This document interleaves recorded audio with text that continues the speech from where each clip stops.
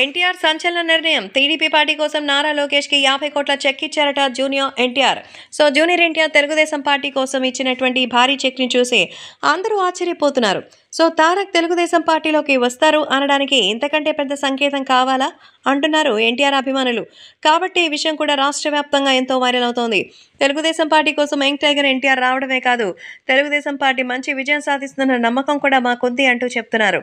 అందుకోసమే జూనియర్ ఎన్టీఆర్ లోకేష్కి 50 కోట్ల చెక్ని ఇచ్చినట్టుగా తెలుస్తోంది. భారీగా లోకేష్ ఇచ్చినటువంటి ఈ చెక్కి అందరూ ఎంతో సంతోషం వ్యక్తం చేస్తున్నట్టుగా సమాచారం. కాబట్టి ఇప్పుడు సోషల్ మీడియాలో సైతం ఈ విషయం ఎంతో వైరల్గా మారుతోంది. అలాగే అభిమానులు కూడా వీటి గురించి తెలుసుకుని ఎంతగానో ఎక్సైటెడ్గా ఉన్నట్టుగా తెలుస్తోంది. కాబట్టి ఈ విషయం సోషల్ మీడియాలో సైతం ఎంతో వైరల్గా మారుతోంది.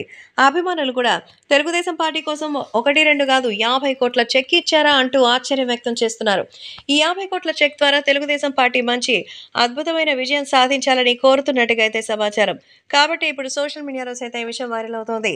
తెలుగుదేశం పార్టీ కోసం ఎన్టీఆర్ ఫినాన్షియల్గా సహాయం చేశారంటే ఇక ముందు ముందు మరిన్ని విజయాలు ఆయన సాధించాలని మనస్ఫూర్తిగా కోరుకుంటున్నట్టుగా కూడా తెలుస్తోంది.